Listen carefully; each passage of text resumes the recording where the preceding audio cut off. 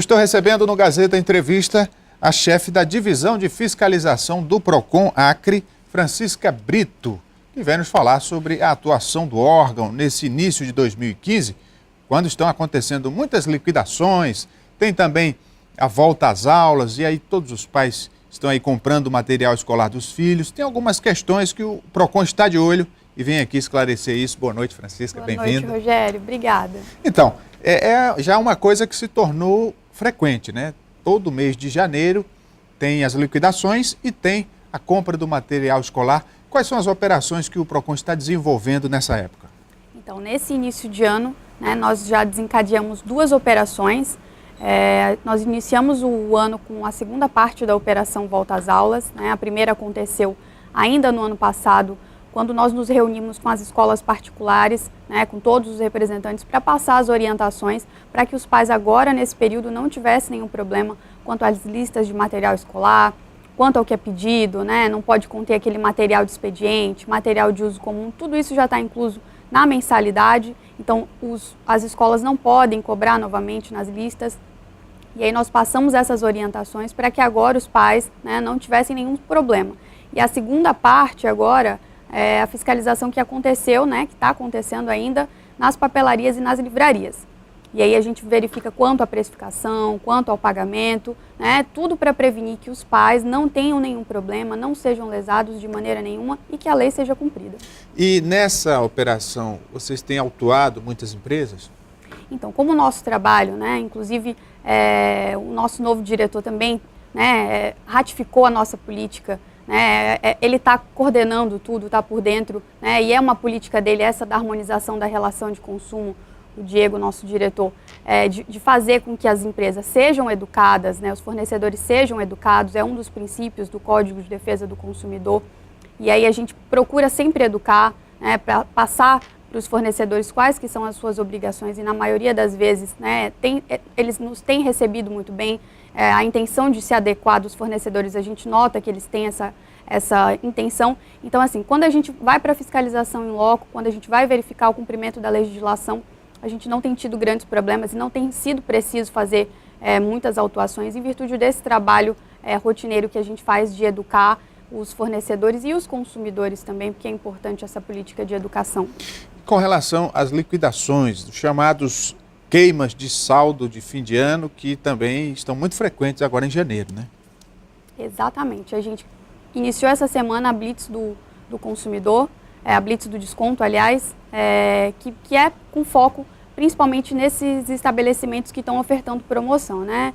Em anos anteriores a gente notava um problema dos consumidores, principalmente no cumprimento desses descontos que são ofertados. Descontos, aquelas ofertas que chamam muita atenção, até 70% de desconto, os consumidores na maioria das vezes iam aos estabelecimentos e as empresas não cumpriam com o ofertado. Então, em virtude disso, nós também inovamos nessa ação para que os consumidores possam novamente fazer as suas compras sem nenhum problema. E é uma atividade, né, que beneficia todo o mercado, né, incentiva a concorrência e a gente quer mesmo que o consumidor possa fazer as compras tranquilamente. Então, a gente quer principalmente garantir que o consumidor não seja lesado, que as ofertas que estejam sendo vinculadas sejam cumpridas e que o consumidor não tenha nenhum problema.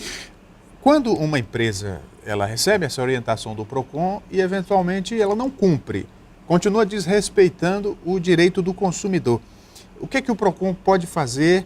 Qual é o nível em que ele atua? De que modo pode-se fazer com que a empresa cumpra a sua parte no contrato? Então, a gente faz a fiscalização, né? As empresas são orientadas, elas são orientadas quanto à legislação, quanto às obrigações, e aí a partir disso a gente dá um prazo para adequação. Se a empresa nunca foi orientada antes, se ela nunca recebeu a visita da fiscalização do PROCON, ela tem um prazo para adequação, e aí a gente volta no estabelecimento findo esse prazo, né, verificando se ela está adequada quanto às orientações que passamos.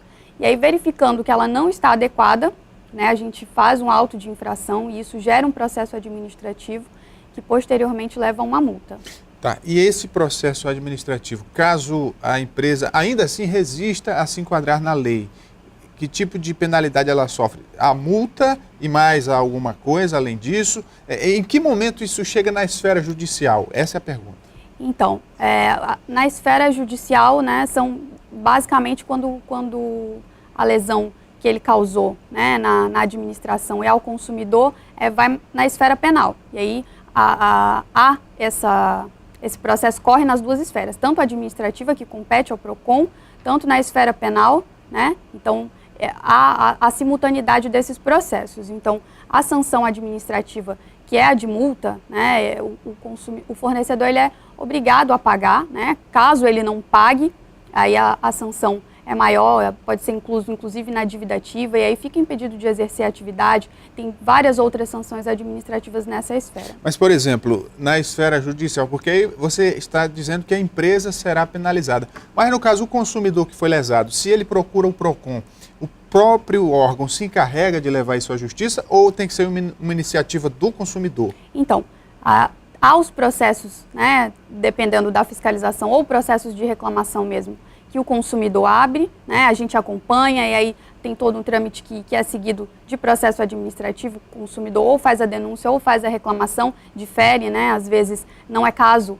de fiscalização, é um problema que o consumidor tem diretamente com a empresa, e aí é outro tipo de trâmite, mas o consumidor é acompanhado, né, caso não resolva em reclamação, tem audiência. Então, esgotada todas as possibilidades de ter o problema diretamente do consumidor sanado, né, na esfera administrativa, nós do PROCON já encaminhamos, né, para os juizados, principalmente, né, que eles recebem muito, né, a gente tem esse esquema de parceria com eles, então o consumidor já sai encaminhado, quando esgotadas na esfera administrativa dentro do PROCON as possibilidades de resolver o problema individualmente daquele consumidor, ele já sai encaminhado para o juizado para dar seguimento na justiça, né, que é o órgão competente, no caso, para obrigar o cumprimento em virtude de ter um juiz que obrigue, e aí ele já sai encaminhado para isso. Porque tem algumas empresas, principalmente aquelas que têm mercado em todo o país, que o nível de reclamação chega a milhares de queixas, né? Quer dizer, então observa-se que a empresa está agindo de má fé, não é verdade? Aliás, em relação a isso, quais são as empresas hoje mais reclamadas, ou se você não pode citar o nome, mas pelo menos o tipo de empresa, o serviço que ela oferece? Então, as empresas mais reclamadas a nível nacional, certamente são as empresas que fornecem serviços de telefonia e internet. É senso comum, quando os PROCON se reúnem, né, em reuniões que acontecem anualmente, todos os PROCONs, de que as maiores reclamadas são empresas de telefonia e fornecedores de internet, que é um problema no fornecimento do serviço de todo o país, né? Não acontece só no Acre, infelizmente, né? Mas todos os PROCONs, todos os órgãos de defesa do consumidor, todo o Sistema Nacional de Defesa do Consumidor tem se unido em volta desse problema, para que futuramente, né, se não a curto prazo, mas a médio e longo prazo, a gente estabeleça uma política de prestação do serviço de telefonia e de internet de qualidade, digno, né, e condizente com o que o consumidor paga hoje, que não é barato.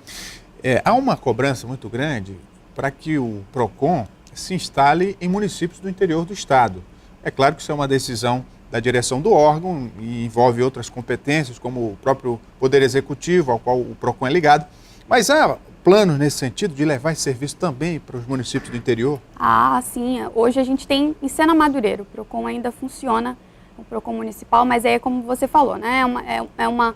A gente precisa inclusive de parcerias com as próprias prefeituras, né? Tem todo um trabalho de estrutura que tem que ser montado para que os PROCONs sejam efetivos, porque não basta apenas abrir os PROCONs, né? E não ter efetividade na prestação do serviço. O consumidor tem que sentir que o serviço é prestado de acordo. Então, a gente tem que fazer esse acompanhamento, tem que ter toda uma estrutura, e há, sim, projetos para que os PROCONs funcionem em outros municípios, né? Já há, inclusive, algo relacionado ao PROCON de Cruzeiro do Sul, né? Muito em breve, creio que não vai demorar mais muito para que esse projeto seja validado.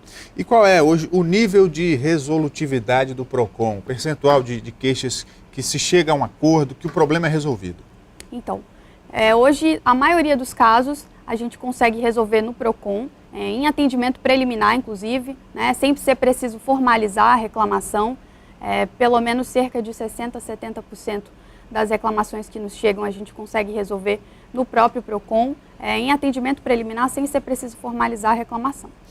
Para a gente encerrar, Francisca, a importância do consumidor também ficar atento e exigir os seus direitos e muito antes de assinar um contrato, de comprar um produto ou serviço, observar bem o que ele está comprando, a negociação que ele está fazendo, para mais tarde não ter que procurar vocês, né? Exatamente, Rogério. É importantíssimo que o consumidor, antes de fechar qualquer compra, né, ele peça cópia do contrato, ele exija a nota fiscal. É importantíssimo que o consumidor exija a nota fiscal de qualquer produto que ele adquira, de qualquer serviço, porque é esse o documento que ele vai poder ter para comprovar e para ir num órgão de defesa do consumidor, ou mesmo nos juizados, para requerer algo se ele tiver algum problema. Então, que ele se certifique de ter todas as orientações em mãos, né, em forma de contrato, na nota fiscal, que ele saiba taxa de juros, que ele pergunte quanto ao pagamento, quanto às condições de pagamento, prazo de entrega, enfim.